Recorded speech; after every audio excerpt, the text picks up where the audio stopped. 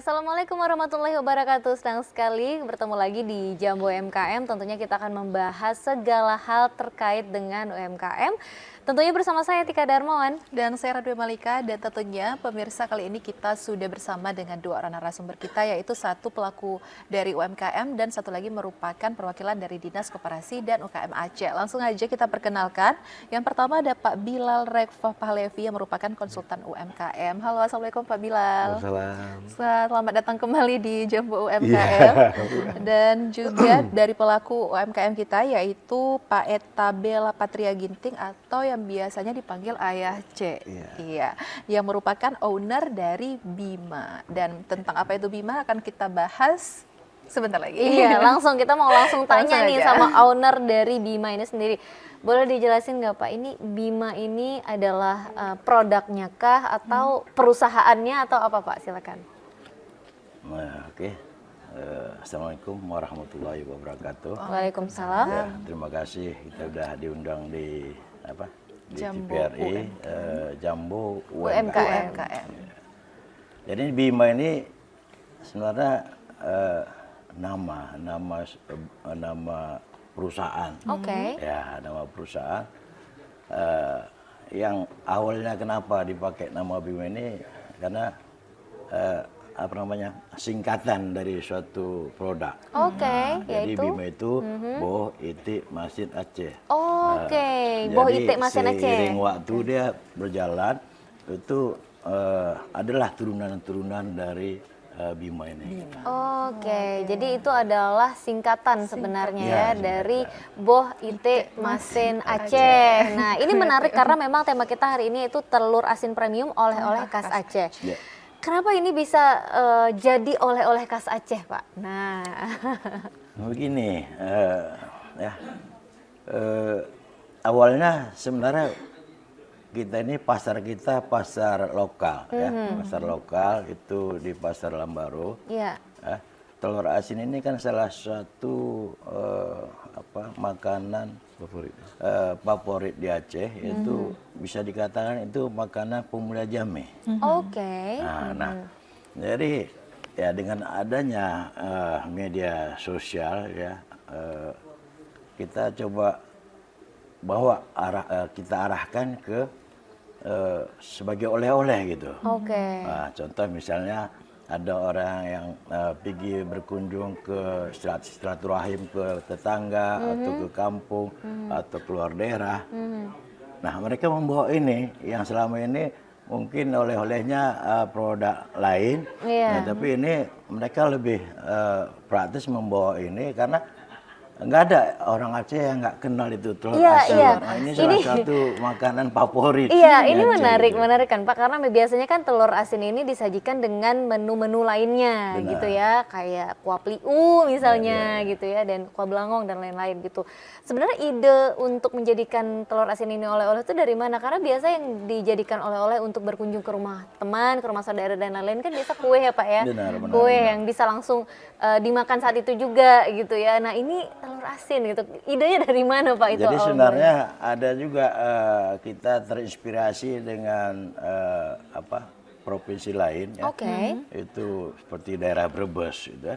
Kalau kita ke Brebes itu kayaknya kalau nggak membawa telur asin itu ya salah satu oleh-oleh di sana itu. Nah, sekarang mengapa enggak salah satu tambahlah produk yang bisa menjadi oleh-oleh di Aceh ini. Memang banyak oleh-oleh di Aceh ini seperti sale ya, kemudian produk-produk lokal. Nah, ini sekarang ganti oleh-olehmu dengan Bima gitu. Nah, Ganti dengan Boh Itik. Masuk. Ya. iya luar biasa. Kita mau ke Pak Bilal dulu deh. Pak Bilal, gimana Pak Bilal melihat adanya produk-produk yang tadinya itu produk yang pasarnya lokal gitu ya, sekarang justru udah dijadikan sebagai oleh-oleh gitu. Gimana Bapak melihat ini Pak? Ya, kami di Diskop UKM Aceh itu kan melihat ada banyak sekali produk. Kalau di data tahun ini ya, 2025 ada 400.000 lebih Oke. pelaku UMKM. Iya. Tapi kan rata-rata itu yang masih ultramikro, Pak. Iya. Nah, di antara mereka itu ada yang berpotensi untuk dikembangkan. Nah, jadi salah satunya Bima. Iya. Nah, Ayace ini kan dia orangnya kreatif ya. Jadi ketika, oh ini bagaimana kalau sebagai oleh-oleh? Kalau dia oleh-oleh pure telur asin biasa yang Iya. pada umumnya itu kan hitam, terus ditenteng pakai plastik kan jelek. Iya, benar. Jadi dikemas, dipakai kemasan. Kemudian seiring berjalan waktu, di ide beliau juga ada kreativitas namanya telur asap. Itu yang agak kecoklatan itu telur Oke, asap. oke. Itu bisa dimakan langsung. Oh, berarti sudah matang Pak ya? Tapi, Iya. tapi dikupas dulu. Dikupas dulu, jangan sama kulitnya. Jangan sama kulitnya, betul. Ini justru Pak Bilal yang khatam makan produk dari Ayace Oh, ya. iya. Dan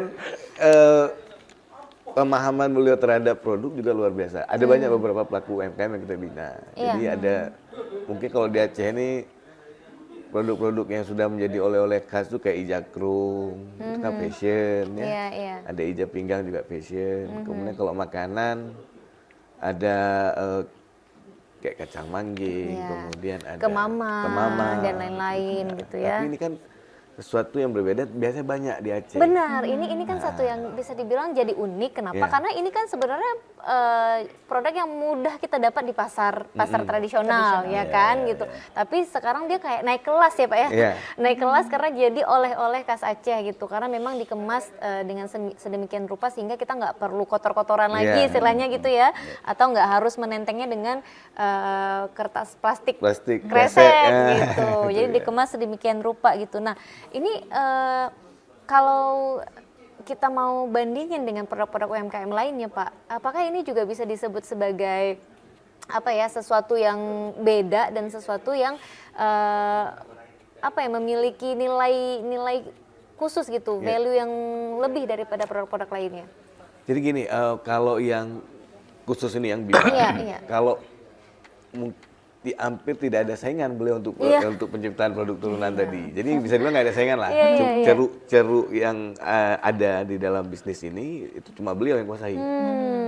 Ya, jadi nyaris nggak ada saingan. Oke. Jadi kita bisa cari brand-brand lain itu nggak ada yang sebanyak beliau Iya. penciptaan turunan Dari produk telur dari asin telur itu asin ya. tadi. Jadi ada kayak satu tuh yang kasava itu juga itu tepung. Itu tepung telur asin. Jadi ada tepung kuning, ada tepung putih. Jadi ya makanan sehat lah. Kalau ya ini kan. Jadi lebih sehat daripada kita pakai produk-produk sintetis. Iya. Nah, Oke. Kalau berarti kalau kita ngelihat dari beberapa produk yang ada di sini, Pak, udah ada berapa jenis produk turunannya nih dari Bima sendiri? Nah, awalnya kan begini. Awalnya kita itu pure, dia itu telur asin Iya. yang dibungkus dengan abu hitam. Nah, ini kita mau lihat, kita lihat di pasar kan rata-rata seperti itu dulu. Iya. Lebih kurang 15 tahun yang lalu itu seperti itu. Nggak ada kita lihat telur asin yang model seperti itu. Nah, kemudian ini kita harus lihat, ini apa sih yang membedakan, kita harus bedakan dengan yang produk lain. Ya, memang banyak ini pengrajin telur asin, banyak di sini, bukan hanya saya. Iya. Nah, tapi yang hanya saya itu hanya Bima, nggak ada, di seluruh dunia itu nggak ada. Hanya Karena satu memang Bima. kebetulan itu adalah singkatan dari Bohite Masin Aceh gitu. Jadi ya, awalnya tadi telur asin, nah kemudian kita coba kreat sedikit, kita bungkus. Nah dari bungkus, nah kemudian ada yang ini mau dibawa oleh-oleh nih, mau ke umroh dia bilang kan. Nah kita harus kemas juga dengan baik ya. Kita masukin per 4 butir, per 6 butir. Oke. Ada juga yang 10 butir. Nah, Berarti ada kemudian beberapa ukuran ya. ada juga yang udah kita rebus. Ya. Oke. Nah, kita rebus, dikukus. Nah, dikukus kalau misalnya perjalanan jauh itu kita kukus. Tapi kalau sekitarnya aja gitu kita rebus. Nah, kemudian setelah itu kita asapin. Nah, itu telur yang diasapin. Diasapin itu selama 4 jam. Direbus selama 2 jam, kemudian kita asapin selama 4 jam. Jadi 6 jam prosesnya. Iya. Nah, setelah itu telur yang direbus ini di dalamnya ada kuning dan ada putih. Iya. Nah, kuning ini kita buat jadi tepung. Tepung kuning telur asin. Nah, ada putihnya juga, namanya putih telur asin. Jadi lebih keren ya, dia salted egg yolk powder, kemudian ada salted egg white powder. Oh iya. Nah, dari salted yolk powder ini berkembang dia ke kasapa, ke potato. Nah, itu semua mengandung telur asin, mengandung telur. Jadi kalau anak-anak ya kan suka ini anak-anak makan mengkonsumsi cemilan-cemilan seperti potato. Nah, ini cemilan kita ini nggak ada tambahan zat kimia. Potato, kentang itu sumber karbohidrat ya. Kemudian kuning telur itu sumber protein. Nah, jadi ini pure dia, protein dan karbohidrat bersatu, ini cukup baik untuk pertumbuhan atau cemilan anak-anak. Nah, ini ada beberapa, ada sekitar 6 turunan ya, produk kita. Saya namakan itu generasi. Generasi 1, generasi kedua, ketiga, keempat, kelima, dan keenam. Nah, ini sekarang udah generasi keenam. Nah, kemungkinan ini ke depan ada generasi-generasi yang selanjutnya. Gitu. Sebagai inovasi. Nah, tapi kalau misalnya dari Pak Bilal sendiri tadi memang menyebutkan kalau misalnya produk Bima ini kan memang untuk saingannya untuk saat ini AAC masih Sendiri. dan Bima ini masih sendiri. Nah, tapi kalau misalnya melihat UMKM lain yang memang bersaing di pasar yang memang sudah cukup ramai gitu. Nah, kalau Pak Bilal sendiri melihatnya apa strategi terpenting supaya UMKM yang bersaing dengan banyak UMKM lainnya itu bisa bertahan, Pak? Ya, inovasi sebenarnya. Jadi yang Bima lakukan itu kan inovasi produk. Jadi beliau bereksperimen menciptakan produk-produk turunan. Terlepas dapatnya dari mana. Jadi kan ada konsep namanya ATM, amati, tiru, modifikasi. Nah, itu kan teman-teman pelaku usaha lain yang misalnya sama-sama nih keripik, tapi dia nggak punya kreativitas untuk menciptakan produk dia itu berbeda dengan produk yang lain yang sejenis. Ya. Baju juga gitu. Jadi sehingga apa? Jadi sempit ruang ininya, ruang gerak ya. Iya. Akibatnya ya pasar mereka kecil dan omsetnya juga jadi sedikit.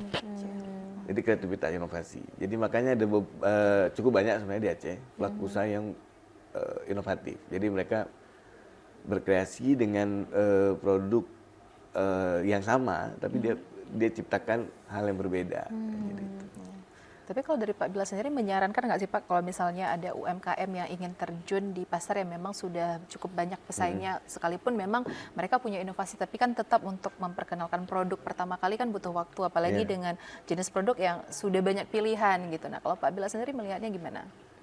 Ya kalau kami kan mencoba agar pas si pelaku usaha yang kita dampingi atau kita bina itu memperoleh pasar yang luas. Jadi tetap kita mendukung mereka. Jadi ada berbagai cara.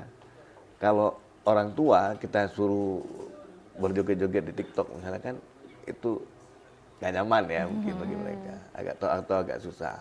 Nanti tekan tombolnya mau tekan apa jadinya apa. Gitu. Nah jadi makanya kalau kita sesuaikan dengan usia juga. Sentuhan terhadap pelaku usaha ini. Oke, jadi sebenarnya banyak hal yang bisa dilakukan gitu ya, dan inovasi adalah sesuatu yang paling penting ya Pak ya untuk seluruh UMKM bisa berkembang gitu. Kita masih akan membahas ini lebih lanjut, tapi setelah yang satu ini tetap di Jabo UMKM.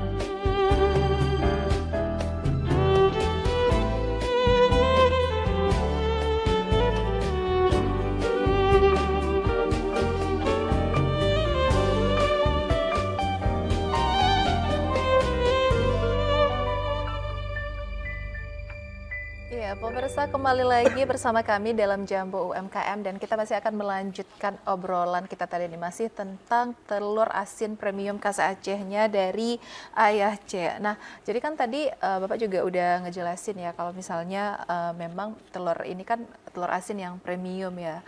Dan otomatis kalau premium otomatis kualitasnya itu pasti memang sangat dijaga ya Pak. Nah, jadi ada nggak sih Pak kesusahan dalam menjaga kualitas dari telur asinnya? Apalagi kan telur itu sesuatu yang maksudnya agak ringkih ya, lumayan gampang pecah. Apalagi kalau kita beli dalam jumlah banyak dan belum lagi dengan resiko ada telur yang kurang baik dan lain-lain. Nah, itu Busuk dan lain-lain. gimana sih cara sortir untuk dan menjaga kualitas dari produk ini tuh gimana Pak?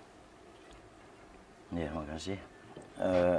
Jadi ini produk Bima ini, ya, istilah ada peran dinas ya, peran dinas UMKM dalam hal ini pelatihan. Ya. Pelatihan. Jadi pelatihan itu kita dikasih dikasih bantuan berupa legalitas daripada produk. Contoh izin edar. Izin edar ini dikeluarkan oleh Dinas Kesehatan. Jadi oleh Dinas Kesehatan mereka udah lihat, oh ini nggak sehat. Kalau cara buatnya gini, harus cara buatnya seperti ini agar sehat dikonsumsi. Nah, kemudian ada lagi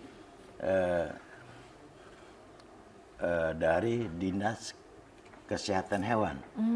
Jadi dari Dinas Peternakan melihat ini telur bebeknya harus begini, harus begini, harus begini. Ada standarnya. Sehingga keluarlah namanya NKV, nomor kontrol veteriner. Nah, kemudian dari Dinas MPU halal. Nah, ini cara buatnya bagaimana ini? Kalau campur dengan ini ada najisnya. Nah, begitu. Kalau suatu produk yang halal kemudian tercampur dengan najis itu kan udah nggak bagus. Jadi kita ikuti prosedur yang udah ditetapkan oleh Dinas Kesehatan Hewan, Dinas Kesehatan Manusia, kemudian halal. Nah, inilah yang kita ikuti. Jadi telur begitu masuk dari peternak, ini kita sortir satu persatu pakai senter, disenterin ya, satu persatu mana yang pecah, mana yang retak, mana yang nggak bagus, mana ukurannya standar. Nah, ini masuk ke proses selanjutnya, yaitu setelah disenterin, lihat isi dalamnya, harus merah ya. Nanti kalau dibelah itu isinya merah. Semerah bibir. Harus semerah. Bibir pakai lipstik ya Pak. Semerah lipstik. Nah, itu isinya merah dan itu cukup menggairahkan untuk selera kita untuk makan. Nah, itu setelah sortir, kemudian kita cuci bersih. Kemudian baru kita proses pembuatannya. Nah, setelah itu baru kita bungkus. Nah, itu untuk generasi keduanya. Nah, untuk generasi ketiga setelah kita direbus itu pun harus kita perhatikan satu persatu juga, sehingga betul-betul yang kita edarkan ke pasar itu sudah lolos dari quality control. Gitu. Ini udah udah bisa dipasarkan. Oke. Kalau dari perjalanan proses produksinya kan kayaknya lumayan banyak nih ya yang harus dilakukan. Berarti udah ada berapa karyawan nih Pak untuk Bima ini sendiri? Ini tergantung permintaan di pasar ya. Telur ini kan tergantung ya. Iya. Iya. Tergantung permintaan. Tergantung permintaan. Jadi kalau permintaannya banyak ya, nah ini kan bulan Maulid ini, ini di mana-mana kendur itu wajib telur asin. Ya kan? Nah ini kita rekrut warga setempat. Nah misalnya si A, ini aku nggak ada kerjaan ini hari ini di rumah, boleh aku sini? Boleh. Nah, jadi semua warga yang di situ boleh bekerja di situ, siap bekerja sebelum kering keringatnya kita bayar. Langsung bayar di hari itu juga. Ya, Pak. Berarti memang belum ada karyawan tetap, berarti memang Ada yang tetap ada, tapi itu ada yang tetap tergantung lebih ini ya. kurang 4 orang itu tetap. Yang nggak tetapnya banyak. Kalau seperti ini belum mulai ini ada sampai 10 sampai 15 orang yang bekerja di situ. Nanti bolehlah saya datang situ. Ya, boleh. Nanti kita coba cek langsung ya. Iya. Pabrik Kita telur asinnya Bima. ini bikin konten di situ Iya, di pabriknya Bima. Pak Bilal, kalau melihat UMKM yang seperti Pak Bilal sampaikan tadi bahwa ini belum ada saingannya, dia di kelasnya masih sendiri gitu ya. Ini ada treatment atau perlakuan khusus nggak, seperti misalnya karena nggak ada saingannya, pasarnya juga masih sendiri gitu ya. Jadi kayaknya untuk pelatihan kayaknya nggak terlalu bisa harus diikut sertakan karena memang dia punya pasar sendiri gitu. Untuk pelatihan, untuk pelatihan itu kan biasanya supaya UMKM ini mampu bersaing gitu ya. Sedangkan Bima ini sendiri kan benar-benar sendiri nih, masih sendiri di pasarnya. Gimana Pak? Nah, kalau persaingan tetap ada. Tentunya mungkin dengan produksinya ini dia nggak ada saingan. Tapi beda produk ya. Dengan beda produk, bagaimana menciptakan ini menjadi oleh-oleh yang favorit kan tuh beliau harus bersaing dengan produk yang lain. Ya lah ya. Produk oleh-oleh lainnya ya. Iya. Nah, kemudian juga setiap pelaku usaha, kadang-kadang kan manajemen, kemudian sistem yang di laporan keuangan, pasar dan sebagainya itu kan masih konvensional. Jadi ya kita dinas melakukan sentuhan-sentuhan tadi kayak pelatihan manajemen usaha, kemudian digitalisasi laporan keuangan, kemudian pasar yang digital. Jadi bagaimana curug-curug itu bisa diperoleh sebanyak-banyaknya sebaik-baiknya oleh pelaku usaha. Jadi memang tetap dilakukan pelatihan ya, tetap ada pelatihan-pelatihan yang diberikan gitu untuk UMKM ini ya Pak ya. Gimana dengan bantuan alat Pak? Nah, Bima udah dapat belum? Jadi Ditembak langsung nih. Kita di sini aja Pak. Ada ya? jadi sebenarnya gini, Ya. pelaku kalau alat beliau itu kan berat ya, mahal. Jadi yang alat untuk tepung telur asin itu kita pernah ada yang demo waktu itu di Hermes ya, Pak. Terus kita 500 juta. Oke. Jadi kan kalau bantuan sifatnya itu kan banyak yang kecil, yang ya nilai-nilainya lebih besar, ya. kecil. Nah, jadi itu memang kita tidak berikan. Kemudian yang pernah kita sentuh itu desain kemasan. Jadi model-model begitu. Nah, tapi alhamdulillah walaupun tanpa alat, karena kan yang pasar paling besarnya itu kan telur asin. Turunan kedua ya Pak ya? Kedua, 3 dan 4. 2, 3 dan 4 tuh. Jadi kalau itu produk kalau tepung memang permintaannya tinggi ke luar negeri. Tuh kan balik lagi Pak Bilal yang lebih yang katam ini ya, ternyata permintaan sampai ke luar negeri. Pak Bilal memang langsung mendampingi Bima khususnya gitu. 15 tahun.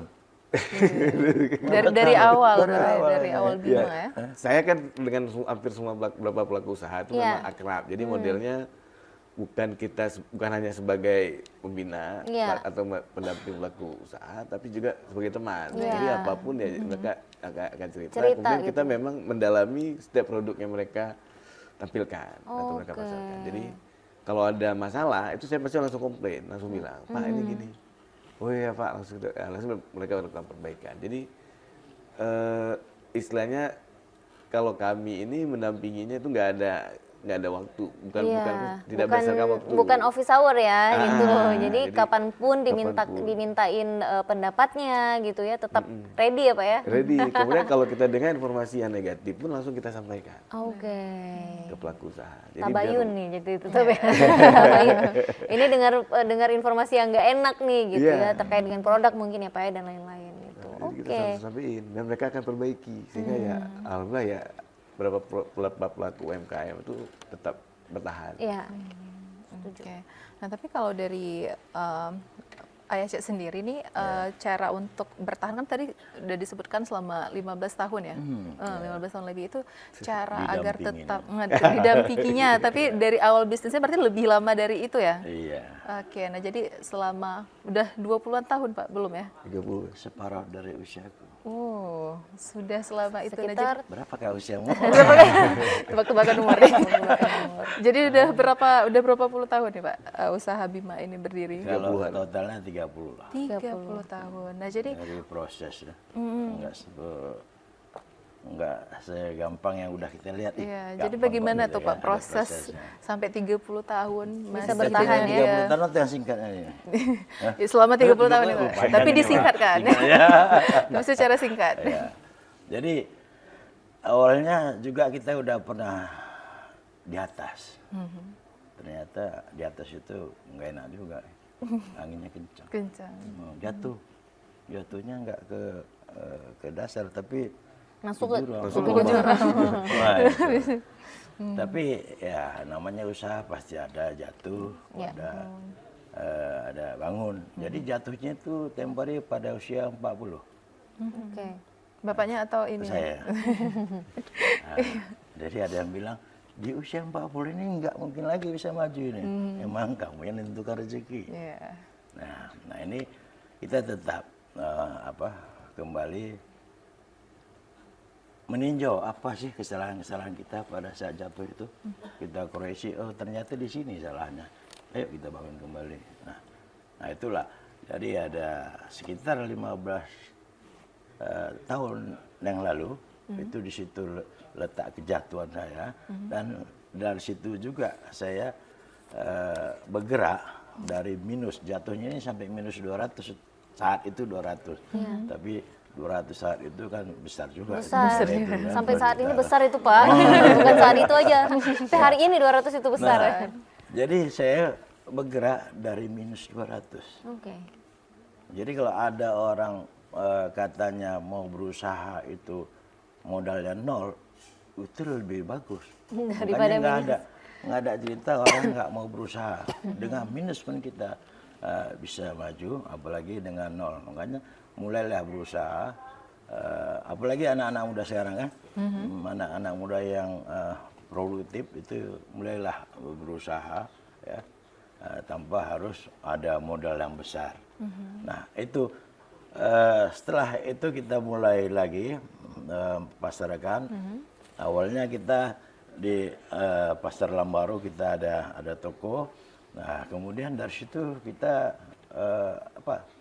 sebar ke seluruh kabupaten kota. Ya. Nah, begitulah perjuangannya selama 30 tahun. 30 tahun ya, disingkat dalam 3 menit ya. Iya. Boleh. Tapi yang pasti cerita seru ini masih akan kita bahas lagi nanti Pak ya, setelah yang satu ini tetap di Jambo UMKM.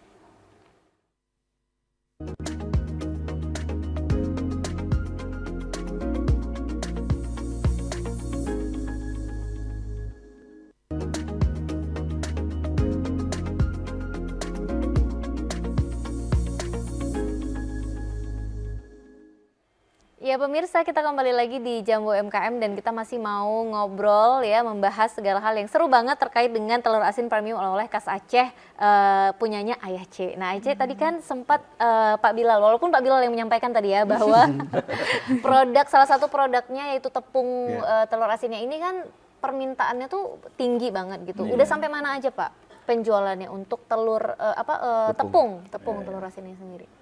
Jadi ada lebih kurang 5 atau 6 tahun yang lalu kita ada pameran di Malaysia. Oke. Ya. Nah ini saya membawa salah satu produk kita itu sate yolk powder, tepung kuning telur asin. Nah ternyata di sana itu banyak peminatnya.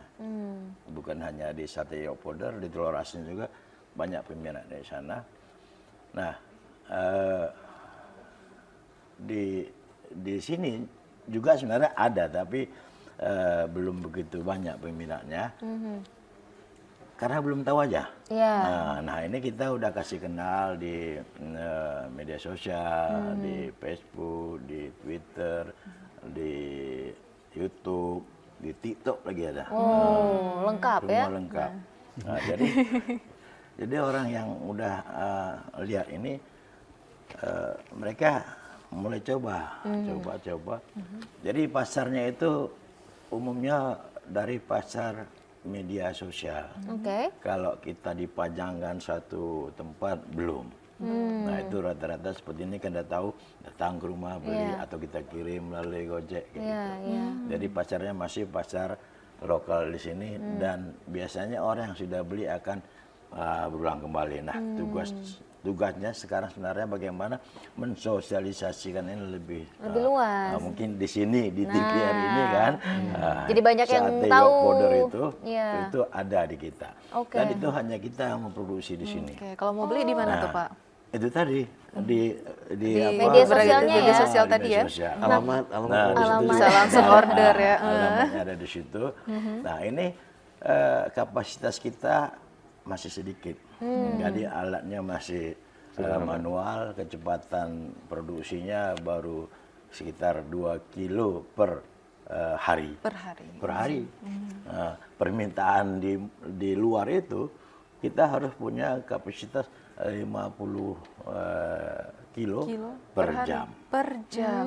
Sebanyak itu berarti alatnya permintaannya. dari 50 sampai 1 M itu alatnya harus untuk membuat bubuk itu. Harga alatnya 50 sampai 100 M ya. Oh. Satu Iya. miliar betul. Jadi Iya, kalau luar ada biasa. permintaan banyak, disinilah perlu cucuran dana dari Pemerintah. pihak perbankan. Pemerintah nggak ada dana dah. Lebih banyak perbankan. Kirain tadi ya. baru mau Dari nanya ke Pak perbankan. Bilal, gimana Pak Bilal? Nah, perbankan ya. Kalau dari pemerintah kan itu kebijakan-kebijakan Iya, permudah ekspor atau bagaimana kan. Tuh, jadi kalau permodalan itu kan biasa dari perbankan ya. Iya. Nah, dengan ukur yang murah kan. Nah, ini dengan alat produksi yang cukup otomatis kualitas produksi kita dan kuantitasnya bisa berkesinambungan. Oke, tadi Gitu. tadi Ayah Cik sempat bilang bahwa sempat pameran di Malaysia juga. Iya. Nah, apakah permintaan di sana juga tinggi, Pak? Tinggi sebenarnya permintaan, kita aja belum siap untuk makanya memproduksi sebanyak makanya itu ya. ini kita dalam sempat ini ada nggak investor. Nah, Pak Bilal gimana Pak Bilal atas belum siapnya kita ya, belum siapnya kita sedangkan permintaannya tinggi. Ini gimana Pak Bilal? Apa yang bisa kita lakukan? Iya, kalau saya pribadi kan dari dulu memang kalau bilang dari tahun 98 ya, Ya. aktif dengan pelaku usaha. Ya. 98. Jadi dulu masih aktivis lingkungan, kemudian bermain juga dengan isu ekonomi. Memang banyak sekali produk kita itu diminati di luar, sangat-sangat diminati. Nah, contoh kayak selain Terowasi ada nilam, nilam Iya. terbaik di dunia itu kan cuma di Kita. Aceh. Dan juga ada produk lain. Cuma masalahnya untuk memenuhi permintaan luar itu yang kadang-kadang kesulitan. Jadi tadi salah satunya ya alat. Ya. Kemudian ada juga sertifikasinya. Jadi ada HACCP namanya, HACCP namanya, Hazard Analysis Critical Control Point. Jadi kalau Malaysia mungkin masih aman, nggak diminta syarat itu. Tapi kalau di luar itu semua minta. Kemudian ada GMP, macam. Beda-beda negara, beda-beda dokumen yang harus disiapkan. Iya, tapi umumnya biasa itu HACCP, GMP, kemudian ada beberapa dokumen-dokumen penyertaan lain. Jadi si pelaku usaha tidak siap kadang-kadang. Ya kita juga kan terbatas. Misalnya kasihnya ke Bima semua, cemburu yang lain. Iya benar. Cuma Bima ya Pak. Iya, kenapa harus Bima terus kan? Karena ada hubungan khusus nih antara Pak Bilal sama Ayah Cik yang sering ngopi ya, gitu. Jadinya bisa ke Bima semua nih ya. Jadi itu makanya kami tentunya kan ada keterbatasan. Iya. Dengan sekian ratus ribu pelaku UMKM, kalau kita sentuh cuma 1 atau hanya 10 itu akan tergambar kami kayak pilih kasih. Iya, iya. Jadi ya kreativitas si pelaku UMKM salah satunya adalah menggait investor. Jadi di dinas di tahun akhir 2024 itu ada bikin dulu itu ada kita bikin inkubator bisnis. Iya. Nah kebetulan saya yang salah satu yang ngerancang ya kami ngerancangnya bagaimana konsep bisnis layak lolos investasi. Jadi kalau saya singkat Bilali. Jadi orang waduh ini Programnya Pak Bilal. Bilal. Sesuai namanya. Apa namanya kalau bahasa Aceh jampu.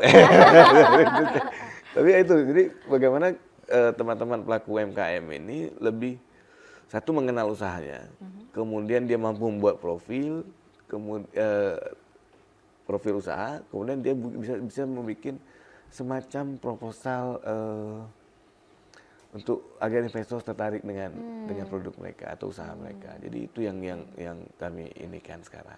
Ada program khusus nggak Pak mempertemukan si pelaku usaha dengan pasar internasional misalnya gitu? Kalau dengan pasar internasional kita ada pernah, malah waktu COVID itu kita bikin pameran virtual ya Kak. Ya, singkat waktu itu. Jadi pernah bikin pameran virtual.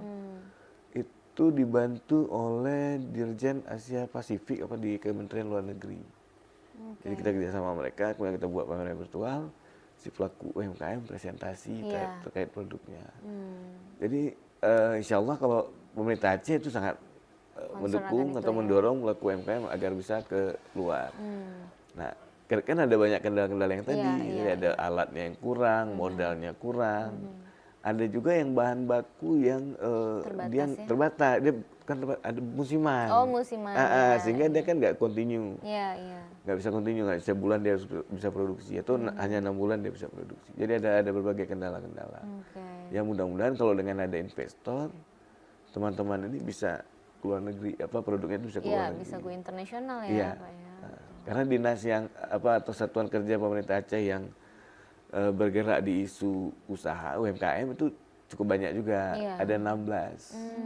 Selain Dinas Koperasi UKM Aceh. Jadi ada Disperindak, ada Disbudpar, kemudian ada peternakan, kalau khusus untuk usaha peternakan, kelautan dengan usaha kelautan. Jadi ada 16 dinas kalau nggak salah.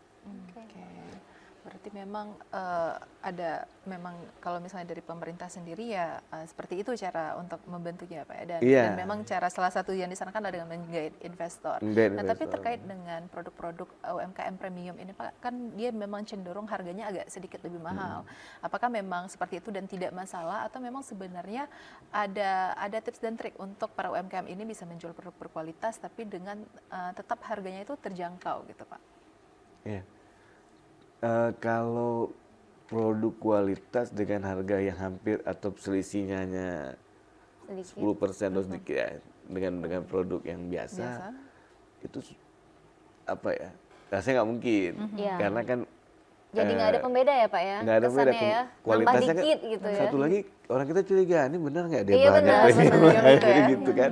Kan dulu saya kayak contoh bolu bolu jadul tuh kan ada bolu yang premium, ada yang enggak. Yang premium tuh harganya bisa 3-4 kali lipatnya. Karena kalau dia nggak bikin harganya lebih tinggi jauh, si customer atau calon customer itu nggak akan percaya bahwa ini benar nih premium. Trustnya juga malah kurang ya Pak? Iya, trustnya kurang. Karena ada juga tipikal orang belinya karena gengsi. Jadi yang mahal udah pasti bagus. Atau karena gengsi kan, dia habis beli, wah aku beli ini nih, dia viralin, udah alhamdulillah secara nggak sadar dia udah promosiin sih produk pelaku usaha itu kan sering. Biasa ibu-ibu sosialita. Jadi beli karena brand juga ya. Berarti sebenarnya kekuatan brand juga luar biasa di sini. Iya, makanya kami di dinas juga sentuh brand tadi. Bagaimana UMKM membranding sehingga kuat brandnya itu. Oke, jadi ini satu hal yang kerjasama yang sebenarnya saling berkesinambungan ya antara pelaku UMKM-nya dan juga dari dinas-dinas terkait gitu ya yang memang concern di bidang itu. Oke, mungkin Ayah C terakhir. Nah, apa nih yang ingin disampaikan untuk teman-teman yang nonton kita atau juga pelaku-pelaku UMKM lainnya gitu. Selaku senior setelah 30 tahun berkarya gitu. Silakan Ayah C. Jadi ya kita berharap kepada pelaku-pelaku UMKM ya, mari kita tingkatkanlah kualitas dari produk kita, karena banyak masih ada pelaku-pelaku UMKM itu yang belum memenuhi legalitasnya. Padahal pemerintah udah memberikan hal itu cuma-cuma, contoh halal, izin edar itu pemerintah udah membantu. Nah, ini dengan kita buat legalitas dari produk kita, itu lebih meyakinkan customer untuk menggunakan produk kita walaupun mahal. Dan orang lebih yakin karena ini punya legalitas yang bagus. Jadi untuk meningkatkan kualitas produk atau kuantitasnya, itu penuhilah legalitas dari produk itu sendiri. Oke, luar biasa. Terima kasih ya Ce sudah hadir dan juga Pak Bilal sudah hadir di Jambo UMKM dan memberikan banyak sekali insight untuk kita semua. Mudah-mudahan menjadi inspirasi untuk teman-teman yang nonton kita hari ini. Dan terima kasih juga untuk pemirsa yang sudah membersamai kita selama 1 jam ke belakang. Akhirnya saya Tika Darmawan pamit undur. Dan saya Ramli Malika, sampai berjumpa di episode Jambo UMKM selanjutnya. Wassalamualaikum warahmatullahi wabarakatuh. Waalaikumsalam warahmatullahi wabarakatuh.